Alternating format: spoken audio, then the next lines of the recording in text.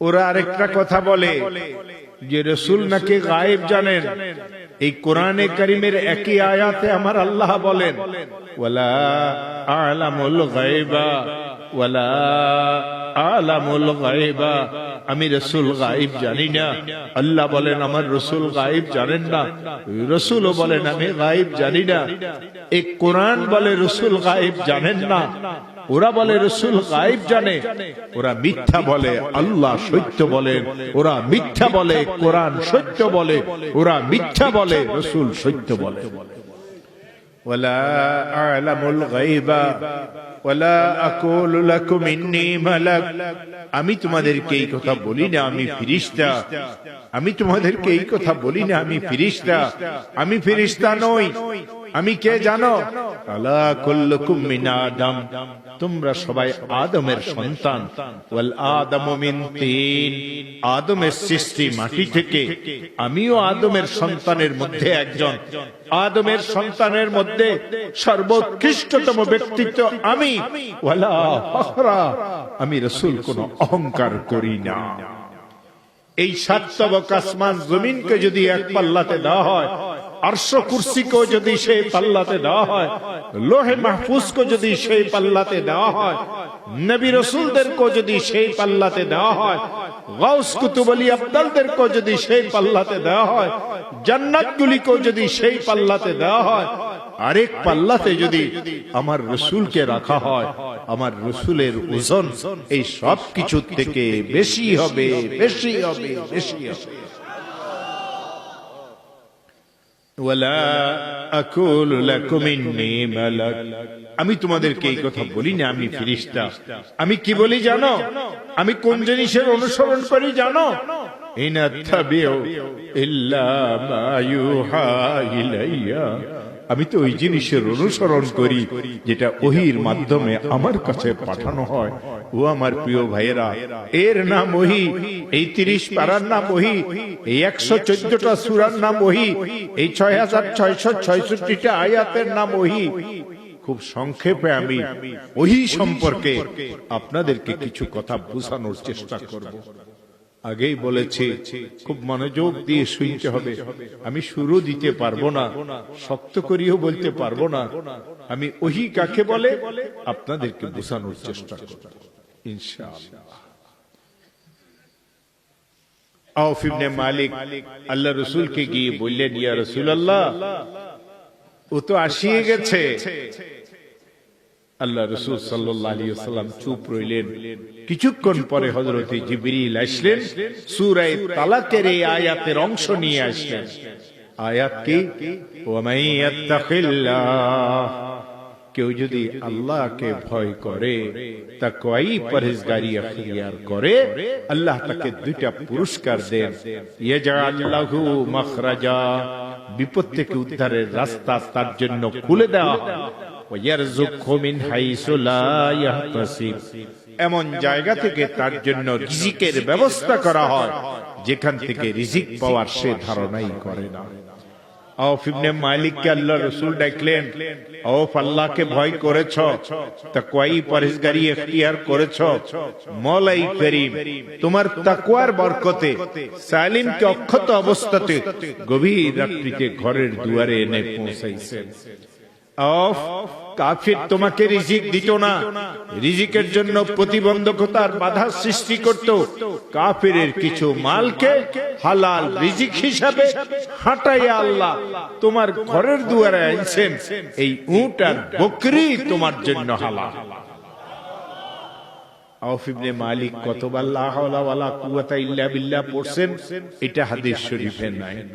এই ঘটনার পরিপ্রেক্ষিতে আমি আপনাদেরকে ছোট্ট একটা আমল আজকে শিখিয়ে দেব। ও আমার প্রিয় ভাইয়েরা, কারো যদি খেতে ফসল না হয়, কারো যদি ব্যবসা অচল হয়, কারো সন্তান যদি খারাপ হয়, কারো মেয়ের যদি বিবাহ না হয়, কেউ যদি মিথ্যা মামলা মোকদ্দমাতে ফাঁসিয়ে থাকেন, কারো সন্তান যদি বিদেশে ফাঁসিয়ে যায়, এই ছোট্ট আমলটা ইয়াকিনের সাথে কয়েকদিন করবেন। এই আল্লাহর কোরআনকে মাথায় নিয়ে আমি বলিয়ে যাব, আপনি যেই উদ্দেশ্যে ওই আমল করবেন, আল্লাহ এর ফলাফল আপনাকে হাতে হাতে দিবেন। আমাকে দেওবন্দ মাদ্রাসার একজন বড় মুহাদ্দিসে আমল শিখাইছেন। তিনি আমাকে বলেছেন, মাওলানা, যতবার আমি আমল করেছি নিজের জন্য, আত্মীয় স্বজনের জন্য, তাদেরকে না জানাইয়া, আল্লাহ তাআলা এর ফলাফল আমাকে হাতে হাতে দিয়েছেন। আমি আল্লাহর কোরআনকে মাথায় নিয়ে বলি, এই আমলটা আমি নিজে বহুবার করেছি, যতবারই করেছি, যার জন্য করেছি, আল্লাহ এর ফলাফল আমাকে হাতে হাতে দিয়েছে। একটু পরে আমল আপনাদেরকে শিখাই দেব। আর আজকের মাহফিলের সবচেয়ে বড় হাদিয়া হবে আপনাদের জন্য এই আমল। এখন এখানে একটা প্রশ্ন আছে, এই কোরআনে কারিমে 114টা সূরা আছে, এই আয়াত সূরা তালাকে কেন নাজিল হইল? তালাকের সাথে আয়াতের কি সম্পর্ক? তালাক মানে ডিভোর্স, তালাক মানে স্বামী স্ত্রীর ছাড়াছাড়ি, তালাক মানে দুই পরিবারের বিচ্ছেদের প্রথম, তালাক মানে দুই পরিবারের ধ্বংসের প্রথম সিঁড়িতে পা দেওয়া। সবচেয়ে নিকৃষ্টতম জায়েজ ইসলাম ধর্মে এই তালাক। সূরা তালাককে কেন এই আয়াত আল্লাহ নাজিল করলেন? ও আমার প্রিয় ভাইয়েরা, কোন একটা মেয়ের যখন তালাক হয়, ইদ্যত শেষে যখন মেয়েটা বাপের বাড়িতে চলে আসে, আত্মীয় স্বজনেরা আগের চোখে আর মেয়েটাকে দেখে না, মেয়েটার সাথে কেউ সুন্দর ব্যবহারও করে না। এই মেয়েটা শ্বশুর বাড়িতে নির্যাতিতা ছিল, যৌতুক নামে এক অভিশাপ মুসলমানদের ঘরে ঘরে প্রবেশ করেছে। ইসলাম ধর্মে যৌতুক হারাম, ইসলাম ধর্মে যৌতুক হারাম, ইসলাম ধর্মে যৌতুক হারাম। যৌতুক আর শূকরের গোশত সমান। ওই জামাই তার শ্বশুর বাড়ির কাছে যৌতুকের দাবি করতে পারে, ওই বেয়াই তার বেয়াই বাড়ির কাছে যৌতুকের দাবি করতে পারে, যে শূকরের গোশতকে কাঁচা চাবাই চাবাই খাইতে পারে। কোন বেশকম। এই যৌতুকের কারণে আজ আমাদের মেয়েদের উপরে শ্বশুর বাড়িতে জুলুম হয়, শাশুড়িদের কটু কথা শুনতে হয়, ননদদের খোঁচানো কথা শুনতে হয়, স্বামী নামের যে পাষণ্ডের সাথে তার বিবাহ হয়েছে তার জুলুম অত্যাচারও শেষ থাকে না। গরিবের মেয়ে বাপের বাড়ি থেকে কিছু আনতে পারে না, অনেক কষ্ট করে বাপ বিয়ে দিয়েছিল। দিনদার পরিবারের মেয়ে রাস্তায়ও বাইর হয়ে যেতে পারে না। শ্বশুর বাড়ির জুলুম অত্যাচার সহ্য করতে করতে এক সময় এমন অবস্থার সৃষ্টি হয়, তার পিঠ দেওয়ালে ঠেকে যায়। কখনো আগুনের সেকাও তাকে দেওয়া হয়, কখনো মারধরও করা হয়। কটু কথার কোনো শেষ নাই। অসুস্থ হইলে তার জন্য কেউ ঔষধও আনে না। বাপের বাড়ি থেকে ওষুধ আনতে পারস না, ল্যাপ তোষক বাপের বাড়ি থেকে আনতে পারস না, এই ধরনের খোঁচানো কথা বলিয়ে তার কলিজাটাকে ক্ষত বিক্ষত করিয়ে দেয়। এই মেয়েটা শ্বশুর বাড়িতে জুলুম অত্যাচারের শিকার ছিল। এই মেয়েটা বাপের বাড়িতে আসার পরও কেউ সুন্দর ব্যবহার করে না। এই নির্যাতিতা মেয়েটাকে সান্ত্বনা দেওয়ার জন্য মাওলাই করিম সূরা তালাকে আয়াত নাযিল করেছেন, আমি আল্লাহকে ভয় করো, এই বিপদ থেকে আমি আল্লাহ তোমাকে উদ্ধার করব। এই স্বামী তোমাকে তালাক দিয়েছে, চিন্তার কোনো কারণ নাই, আমি আল্লাহ তোমার জন্য এর থেকেও ভালো স্বামীর ব্যবস্থা করে দেব, যেটার তুমি ধারণা কল্পনাও করতে পারো না। হে আমার প্রিয় ভাইয়েরা, এই কোরআনে কারিমে আছে আরবের লোকেরা তাদের মেয়েদেরকে জীবন্ত কবর দিয়ে দিত। বিসমিল্লাহির রহমানির রহিম। ওয়া ইদাল মাউউদাতু সুইলাত ওয়া ইদাল মাউউদাতু সুইলাত বিআইয়ি যামবিন কুতিলাত। মাওলাই করিম কিয়ামতের ময়দানে ওই সমস্ত গার্জিয়ানদেরকে হাজির করবেন, ওই মেয়েদেরকে উপস্থিত করবেন যাদেরকে জীবন্ত কবর দেওয়া হয়েছিল।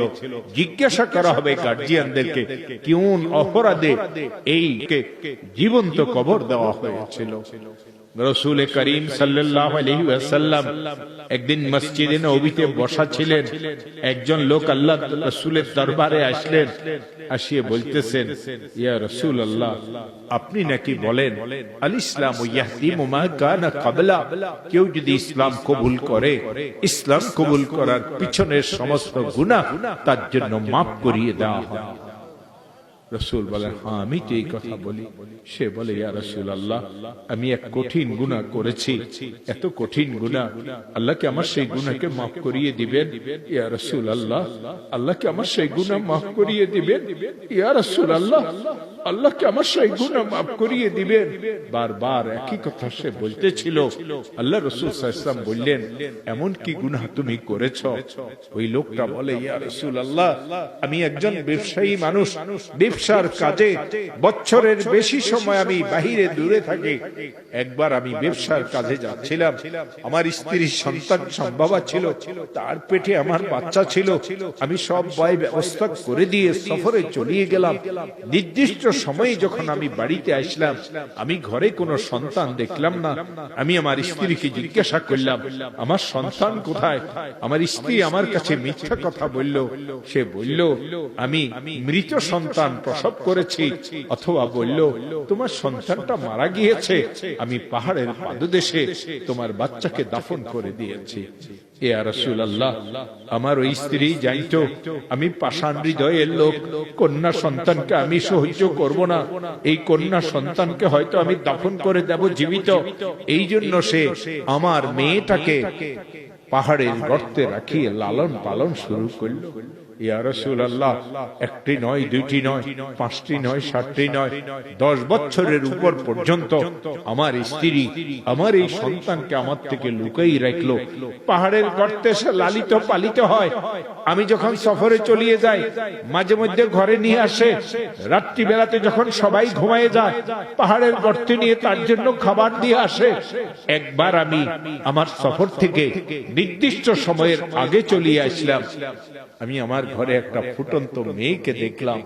আমি আমার স্ত্রীকে জিজ্ঞাসা করলাম, এটা কার মেয়ে? মেয়েটা আমাকে দেখে পর্দায় চলে গেল। আমার স্ত্রী কাঁদে আর বলে, স্বামী, এটা তোমার ওই সন্তান যেটার ব্যাপারে আমি তোমার কাছে মিথ্যা কথা বলেছিলাম। আমি কন্যা সন্তান প্রসব করেছিলাম। আমি জানতাম তুমি কন্যা সন্তানকে সহ্য করবে না, এই জন্য পাহাড়ের গর্তে রাখি আমি